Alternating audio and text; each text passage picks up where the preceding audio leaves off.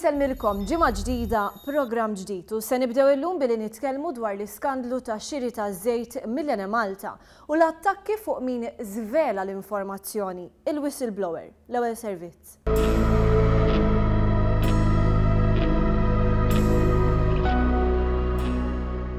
L-iskandlu taż-żejt kien żvelat f'Jannar 2013, iżda sal-lum sentejn wara għadu jiddomina l-aħbarijiet. Dan għax għadhom jidhru x-xhieda quddiem il-Kumitat tal-Kontijiet Pubbliċi, kif ukoll għaliex baqgħu jkunu żvelati dettalji ġodda, partikolarment b'rabta mal-kuntatti li n-negozjant taż-żejt George Farrugia kellu ma' uffiċjali pubbliċi. Fl-aħħar jiem għalaq ix-xhieda tiegħu fil-Kumitat tal-Kontijiet Pubbliċi Lawrence Gonzi, għalmenu għalissa. Fuq 3 seduti differenti x-xhieda ta' Lawrence Gonzi kienet ikkaratterizzata minn att ta' inkonsistenzi. Bħal meta l-ewwel qal li ma kienx jaf lil Katie Farrugia, mart George Farrugia, imbagħad irriżulta li kienet batitlu numru ta' emails. Dawn l-inkonsistenzi waslu biex Xavier Balzan, editur maniġerjali tal-Malta Today, il-gazzetta li żvelat il-każ, jiddeskrivi x-xhieda ta' Lawrence Gonzi bħala diżonesta.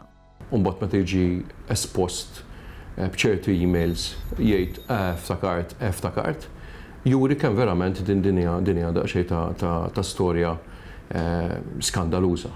Inkluż l-iktar waħda naħseb ċelebri hija l-fatt li l-ewwel naqas milli jgħid li kellu familjarità ma' Katie Farrugia li kienet waħda minn żewġ segretari fuq l-istess kuritur fl-istess uffiċili ta' Mizzi Organization għal numru ta' snin, qed nitkellmu fuq 8 sa 10 snin. L-istess dwar George Farrugia, wara li sostna li ma kienx jafu, irriżulta li żgur kien iltaqa' miegħu f'Kastilja meta Farrugia mara l-preżentazzjoni flimkien ma' persuni oħra.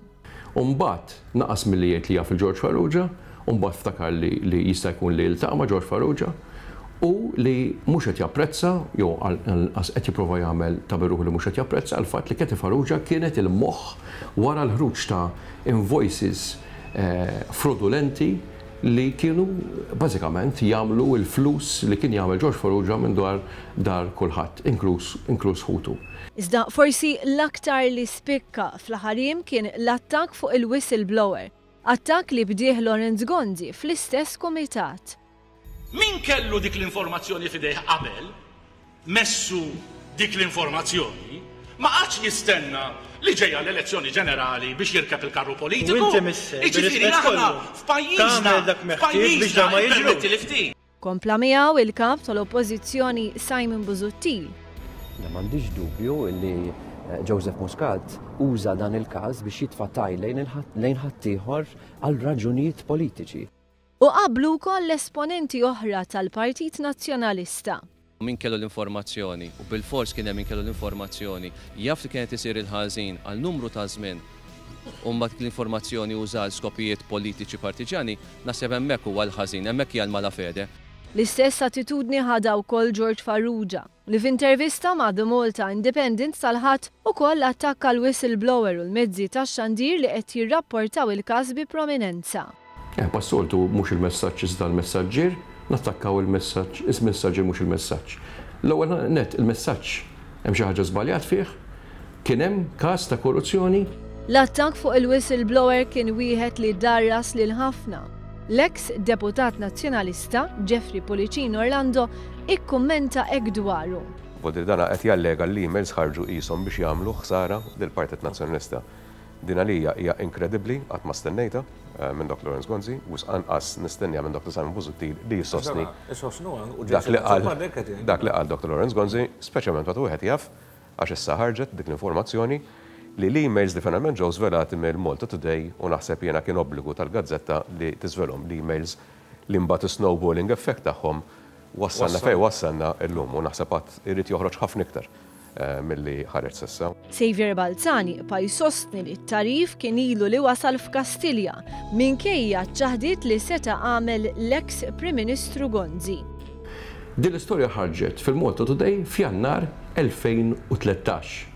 F'Awwissu 2012, ġifieri inqas minn 6 xhur qabel, l-aħwa Farrugia pruvaw iwasslu l-informazzjoni lill-Prim Ministru. Il-Prim Ministru x'għamel? Il-Prim Ministru qal lill-persuna resqet leh biex tagħti l-informazzjoni lis-Security Service Godfrey Xikruna, persuna magħżul għal kwalitajiet tiegħu suppost. Balzan żied li għal xhur sħaħ ma ġara assolutament xejn u eventwalment l-istorja ħarġet fil-Malta Today. Filwaqt li Pullicino Orlando ukoll isostni li l-bozza ħamra kienet ilha li nxtelet. Għadra li inti jkollok imbagħad skużani taħnu sa kelma qawwija, l-ardir li tajt li dan ħarġu qabel l-elezzjoni ta' 2013 biex tagħmel ħsara lill-Partit Nazzjonista hija inkredibbli li emails kien jaf bihom Dr. Lawrence Gonzi 5 snin qabel. U jien għandi informazzjoni wkoll li hija kredibbli ħafna li saħansitra minn żmien Dr. Edifin Akadami kien hemm min qed jagħmel qed jiġbed l-attenzjoni għall-affarijiet kif kienu qegħdin jimxu fir-rigward tal-oil procurement. Vodri, it's not the case li dana kienet xi ħaġa sorpriża. Fl-aħħar ġimgħat ħarġu dettalji ġodda, emails li jurew il-kuntatti li Farrugia żamm ma' diversi uffiċjali pubbliċi tul is-snin. Skont Balzan, dawn jitfgħu dubju kbir dwar il-kredibilità tan-negozjant taż-żejt.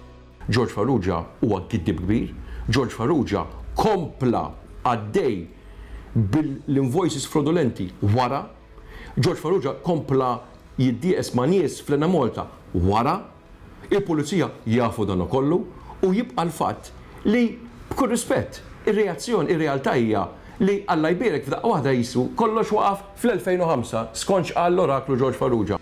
Dan iwassal biex Xavier Balzan ikun xettiku dwar il-maħfra li jingħata n-negozjant taż-żejt. Jien dejjem mill-ewwel ħaġa li l-maħfra li George Farrugia kien żball għax bil-maħfra ta' George Farrugia x'sinstab li xi ħadd kellu fidda, ingħata fidda, u dak l-oħrajn li kompla jitma.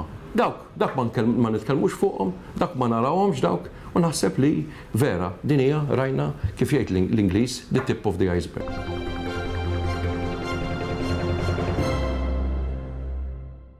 Se nbidlu s-suġġettu, se nitkellmu dwar l-annimali, annimali li iġibu ħafna ferħ li min jaf jieħu ħsiebhom. Iżda teżisti realtà oħra. Realtà tal-annimali fit-toroq. Se nitkellmu dwar inizjattiva f'dan ir-rigward.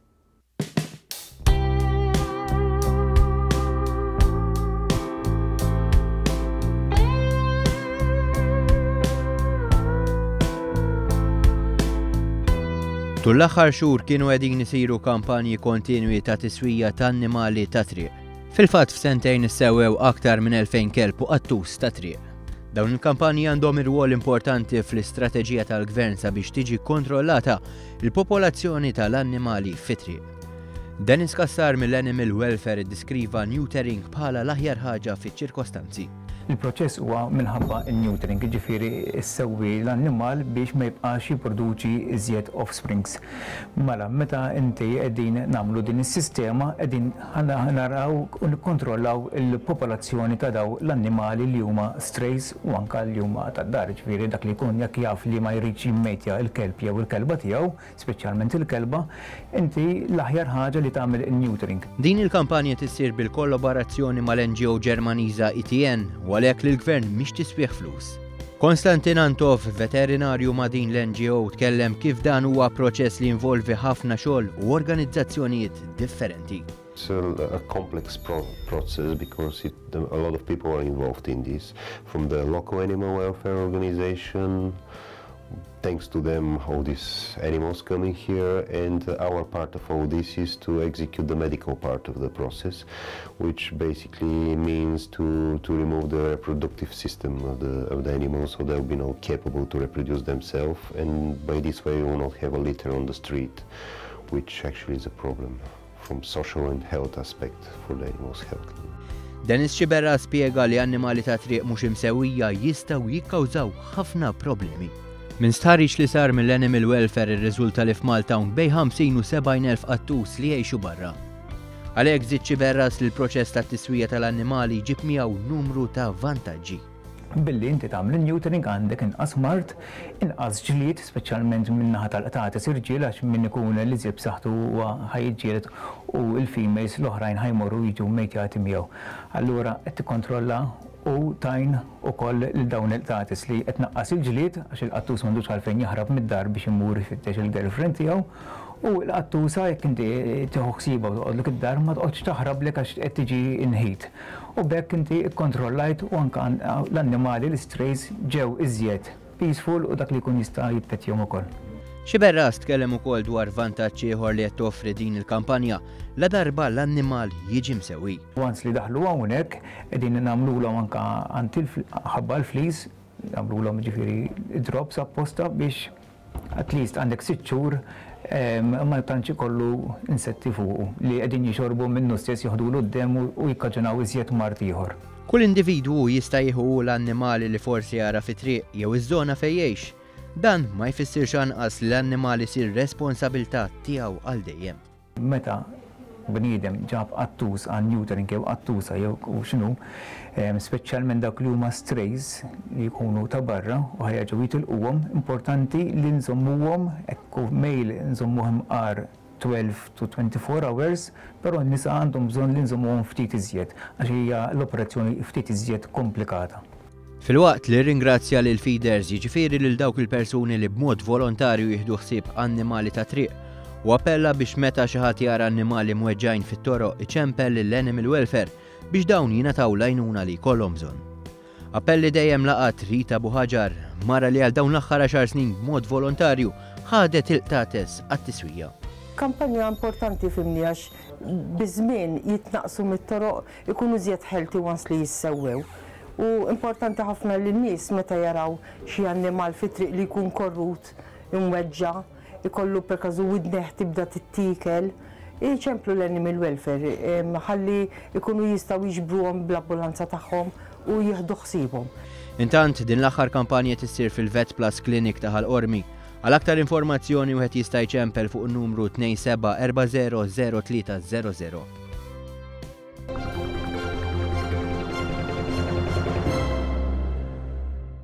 Malajr wasal fit-tmiemu programm ieħor ripetizzjoni tix-xandar nhar ta' Tnejn u nhar ta' Tlieta wara Breakfast News. Il-programm jinsab ukoll fuq YouTube u tistgħu issegwu l-ħidma tagħna tal-Kamra tal-Aħbarijiet permezz ta' Facebook. Lejli tajjeb.